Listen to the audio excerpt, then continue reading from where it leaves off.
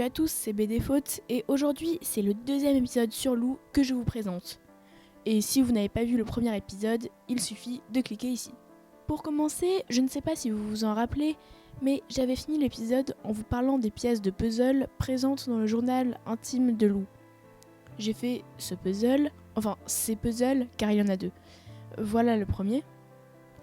J'avoue ne pas trop le comprendre. Au début, on pourrait penser que ce personnage est la mère de Marie-Émilie, mais après réflexion, on dirait plus la psy de Lou. Mais alors, pourquoi se retrouve-t-elle avec Paul ? Serait-ce sa mère et ce personnage son père ? Après tout, on n'a jamais vu les parents de Paul. Un autre détail un peu troublant, Paul a une mèche bleue, comme Marie-Émilie. Et pour finir avec ce puzzle, les cristaux sont bleus, alors que ceux présents durant tout le tome 6 sont roses. Maintenant, passons au deuxième puzzle. On peut voir Preston et Monsieur Henry dans une Jeep rose pour je ne sais quelle raison.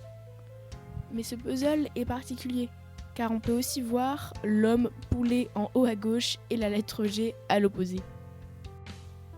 Comme je vous l'ai dit dans mon top 10 sur les clins d'œil dans les BD, Lou comporte de nombreux clins d'œil à Tintin, dans les BD comme dans le film ou les dessins animés. Je vous en avais présenté 2 dans les BD, en voici quelques autres. Dans Idylle, l'exercice que fait Richard ressemble étrangement à celui que fait Tintin dans Tintin et les Picaros. Mais ce n'est pas tout, il dit qu'il a vu cet exercice dans une BD, sûrement dans la BD Tintin.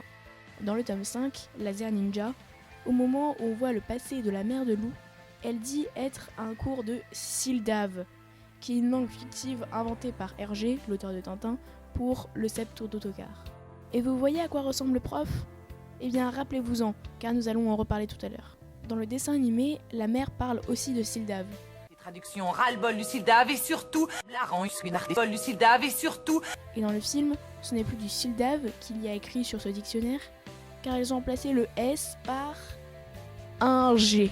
Et oui, encore un G, ce qui donne Goldave. On retrouve ce dictionnaire pendant un cours de Lou. Et son professeur est le même personnage que tout à l'heure. Vous devez vous demander pourquoi ? Eh bien parce que ce personnage provient de, encore une fois, le sceptre d'autocar.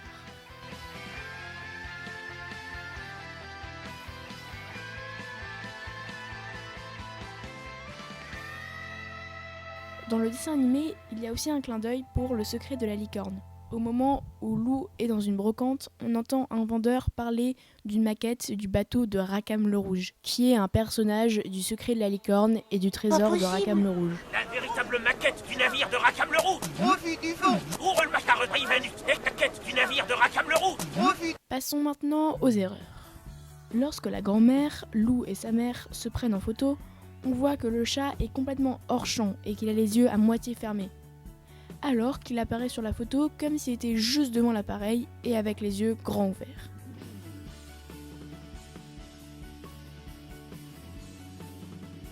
On peut aussi remarquer que l'on voit cette photo dans le tome 2, Morte Bouse.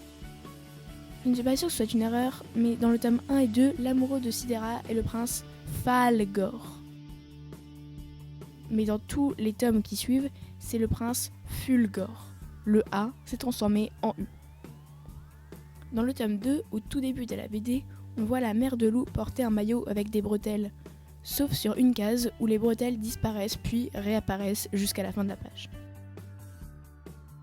Toujours dans le tome 2, Lou dit qu'il n'y a pas de réseau à Mortebouse, et on en a la preuve dans le tome 4. Alors comment fait Lou pour appeler Paul, qui je le rappelle habite à Mortebouse, dans le tome 5 ? Dans le tome 3, Lou joue au Barbie. On en voit une choisir une robe orange avec des manches. Eh bien ces manches vont disparaître à la case d'après. Saviez-vous que le petit frère de Lou, Fulgor, est prématuré d'au moins 3 mois ? Je m'explique. Richard propose à la mère de Lou de faire un enfant à la fin du tome 4, donc à la fin des grandes vacances, soit fin août. Et elle accouche dans le tome 5, durant les vacances de février. Donc je récapitule, septembre, octobre, novembre, décembre, janvier, février, ce qui fait 6 mois. Il est donc bien prématuré. Lou fait partie de Cho, le magazine.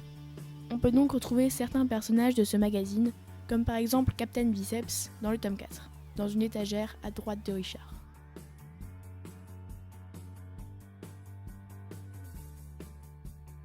Lou et Tristan s'étaient déjà remarqués avant même que Lou et sa mère emménagent. Vous ne me croyez pas ? Eh bien, dans la dernière case de l'avant-dernière page du tome 5, on peut voir Tristan et Lou, bébés, se regarder.